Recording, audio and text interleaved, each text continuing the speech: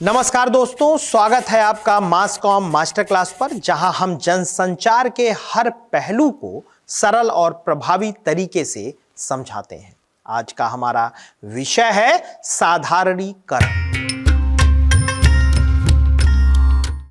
Model. यह model भारतीय दर्शन और परंपरा में निहित है और इसे संचार के क्षेत्र में भारतीय दृष्टिकोण को समझने के लिए एक अद्वितीय फ्रेमवर्क माना जाता है। तो चलिए जानते हैं कि साधारणीकरण मॉडल क्या है, इसका महत्व क्या है और यह आज के संदर्भ में कैसे प्रासंगिक है। साधारणीकरण शब्द संस्कृत से लिया गया है, जिसका अर्थ है सामान्यकरण या साझा अनुभव बनाना।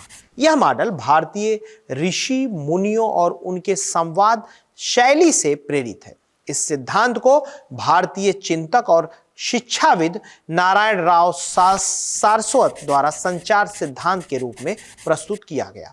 साधारणीकरण मॉडल का मुख्य उद्देश्य है संचार के माध्यम से एक समान विचारधारा और भावनात्मक समझ विकसित करना। साधारणीकरण मॉडल संचार को एक द्विपक्षीय टू वे प्रक्रिया के रूप में देखता है, जिसमें दोनों पक्षों के बीच मानसिक और भावनात्मक सामंजस्य स्थापित होता है। इस प्रक्रिया में 3 मुख्य चरण होते हैं। संदर्भ यानी रेफरेंस, संचार की शुरुआत किसी विषय, भावना या विचार से होती है।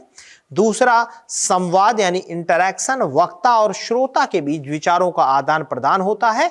तीसरा सामंजस्य यानी हार्मोनी, जब वक्ता और श्रोता एक ही मानसिक और भावनात्मक स्तर पर पहुंचते हैं तो इसे साधारणीकरण कहा जाता है। साधारणीकरण मॉडल के 3 प्रमुख तत्व अगर हम देखें तो वक्ता यानी स्पीकर, वह व्यक्ति जो संदेश संप्रेषित करता है, उदाहरण एक शिक्षक जो अपने शिष्यों को ज्ञान देता है। दूसरा श्रोता यानी लिसनर, वह व्यक्ति जो संदेश को ग्रहण करता है, उदाहरण छात्र जो शिक्षक से सीखता है। और तीसरा संदेश यानी मैसेज, वह विचार, भावना या जानकारी जो वक्ता और श्रोता के बीच साझा होती है, उदाहरण वैदिक मंत्र जो गुरु और शिष्य के बीच ज्ञान का माध्यम बनते हैं। साधारणीकरण मॉडल का महत्व भारतीय समाज और संस्कृति में गहराई से निहित है।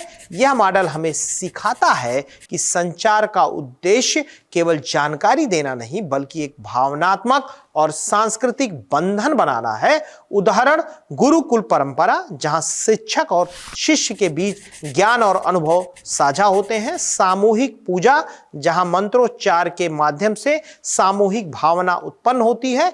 लोक नृत्य और संगीत, जहां कला के माध्यम से सामूहिक भावना व्यक्त की जाती है। आज जब संचार डिजिटल और वैश्विक हो गया है, साधारणीकरण मॉडल की प्रासंगिकता और भी बढ़ गई है। शिक्षक और छात्रों के बीच सामंजस्यपूर्ण संबंध बनाने में यह मॉडल मददगार है। टीम वर्क यानी किसी भी संगठन में एक समान लक्ष्य पर काम करने के लिए यह मॉडल प्रभावी है।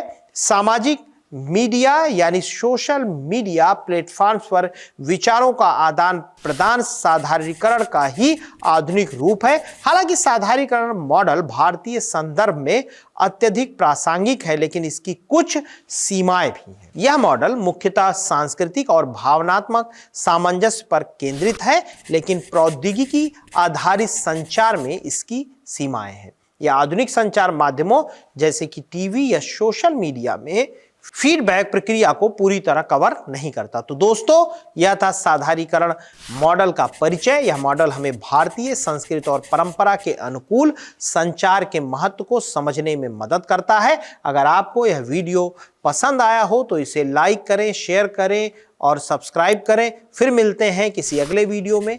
तब तक के लिए धन्यवाद। अपना ख्याल रखिएगा। This video channel, Masscom Masterclass, is a part of the Alvin Foundation initiative. All income generated from this YouTube channel is dedicated to supporting the education of underprivileged children. By liking, sharing, and supporting this content, you have the power to change the lives of many children.